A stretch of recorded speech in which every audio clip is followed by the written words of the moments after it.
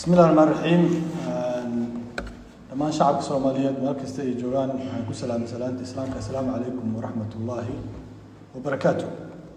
waxaan shirkan jaraa'id u qabtay oo ka hadlayaa heshiiskii la saxiixay dhawaan oo ku saabsanaa shidaalka Soomaaliya. sida la socotaan shalay baa warbaahinta waxa laga warhelay heshiis oo wasiirkii batroolka la galay shirkadda la yiraahdo Coastline 15 Febraayo waxaa noo sheegay heshiiskaas inuu jiro shirkadda Coastline markay ku qortay ku baahisay website-keeda ka hor ma aanan ogeyn oo shirkaddaas ayaa baahisay sababta ay shirkadda u baahisayna waxay ahayd inay adduunka ogeysiiso inay dowladda Soomaaliya heshiis la gashay si ay shirkadaha waaweyn ee shidaalka qodaahu ay ugu tartamaan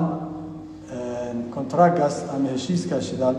ee iyaga la siiyay. markii uu soo baxay heshiiska ayuu wasiirka hadlay oo sheegay inuu jiro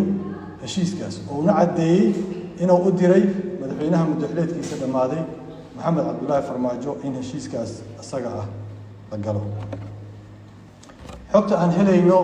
dadka ka agdhow heshiiska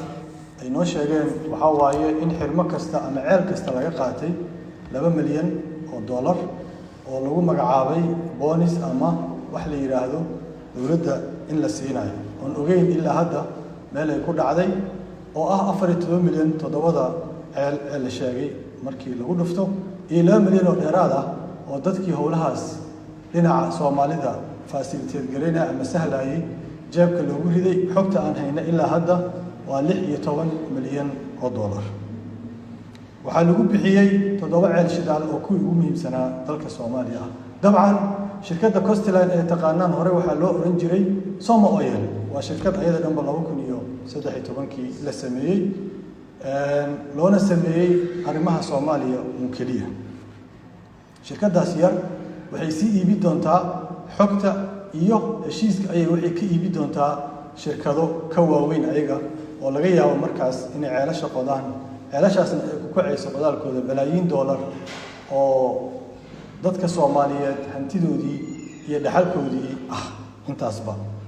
waxaad ogtiin ayagoo xilli kale guura lagu jiro doorashadiina ay ka dhiman tahay dhowr cisho in arrintaas lagu dhaqaaqay sida uu wasiirka cadeeyay oo madaxweynihii hore ee muddaxileedkiisa dhamaaday ee haatan u taagan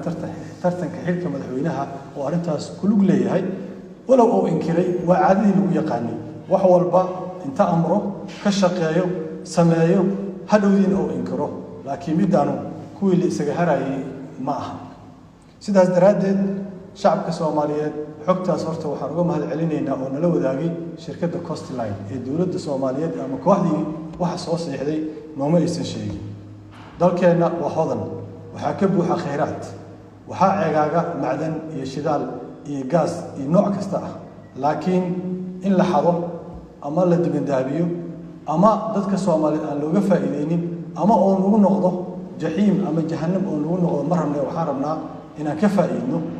sharciyaal loo sameeyay habraacyada loo abuuray in dowladda federaalka iyo dowlad goboleedyada wada jira iyo dadka Soomaaliyeed oo ka warqaba arrintaas meel cad lagu saxiixo. taariikhda ma dhicin Soomaaliyada kama dhicin dal kale adduunkana kama dhicin in heshiis intaas la eg oo 7 ceel shidaal balaayiin dollar ay ku kacayso in dal shisheeye lagu saxiixo si dhuumaalaysi ah loo saxiixo iyadoo hanti dhowrka uusan joogin xiraalintii aysan joogin garyaqaankii guud uusan jeegin xukuumaddii guddigii wasiirada loogu talagalay arrimahan inay wada hadal ka galaan aysan joogin dowlad goboleedyada waxba ka ogeyn ra'iisul wasaaraha xilgaarsiinta iyo madaxweynaha muddaxileedkiisa dhamaadayna ay ka kala carareen laakiin wasiirkii uu sheegay in uu arrintaas madaxweynaha la ogaa wuxuuna caadaystay sidaan hore u sheegay wax kasta inta inkiro oo asaga yahay ninka diray Soomaalida taas inay ka daashay ayaa hadda muuqata. waxaan rabnaa marka oo aan dalbanaynaa tallaabooyinka soo xigxiga in la qaado in talaab oo ra'iisul wasaaraha xilgaarsiinta ka qaado ciddii falkaas ku lug lahayd hadday tahay guddi iyo hadday tahay wasiir intaba. labo in xogta iyo macluumaadka ay hayaan gacanta dowladda lagu soo celiyo oo hadda laga soo bixiyo gacanta dadkii isku dayay inay lunsadaan arrintaas iyada ah. waa in hanti dhowraha guud iyo garyaqaanka guud ay arrintaas ka soo saaraan iyo xukuumaddaba mowqifkooda ay caddeeyaan si shirkadahaasu aysan hadda ka bacdi suuq u sii geynin oo shirkado ka waaweyn aysan ka sii iibsanin heshiisyadaas oo ay cadyihiin heshiisyadaas inay yihiin kuwo buray ayaa loo baahan yahay waxaa kaloo loo baahan yahay in baaritaan lagu sameeyo hantida laga qaatay shirkadahaas laguna soo celiyo ama ayaga loo celiyo maadaama ay bixiyeen maadaama heshiiska la burinayo ama lagu soo celiyo maaragtay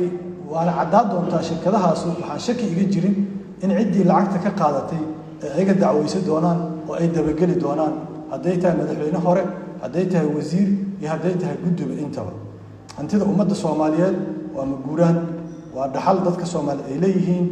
waan aaminsannahay in la soo saaro shidaalka waan aaminsannahay gaaska in la soo saaro waan aaminsannahay macdanta in la soo saaro dalkeenu waa hodan dadkiisana looga faa'iidaysayo laakiin luuq mugdi ah iyo meel qarsoon ma aha in arrintaas ayada ah lagu sameeyo sidaas daraaddeed annaga 5 sano la soo dhaafay waxaan u taagnaa doonaa inaan ilaalino hantida dadka Soomaaliyeed aan badbaadino hantida qaranka oo aan ilaalino kuwa isku dayaya inay la dhuumaaleystaan ama ay la tuugeystaan aan ka hor istaagno sidaas daraaddeed mar kale ayaan ugu baaqayaa ra'iisul wasaaraha iyo xukuumadda xilgaarsiinta inay arrintaas tilaabta degdeg ah ay ka qaadaan waqti ma harin sida ugu dhaqsaha badan hanti dhowrka guud iyo garyaqaanka guud iyo dhammaan heshiiskaas la isugu tago sidii loo buri lahaa waxaan dadka Soomaaliyeed u sheegayaa maxamed cabdullaahi farmaajo 5 sano uu soo qalday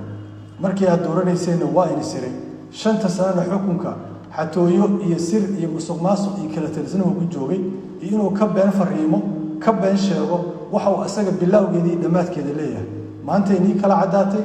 maanta aad kala ogaateen haddaad tihiin xildhibaan haddaad tihiin senator ha ku logoynina dadka Soomaaliyeed waxaa loo baahan yahay iyo dalkiisaba in kooxdaas u eg qowleysatada ama maafiyada in dalka laga wada badbaadiyo oo aan dhamaantii ka badbaadino waa mahadsantiin wassalaamu calaykum waraxmatullaahi wabarakaatuh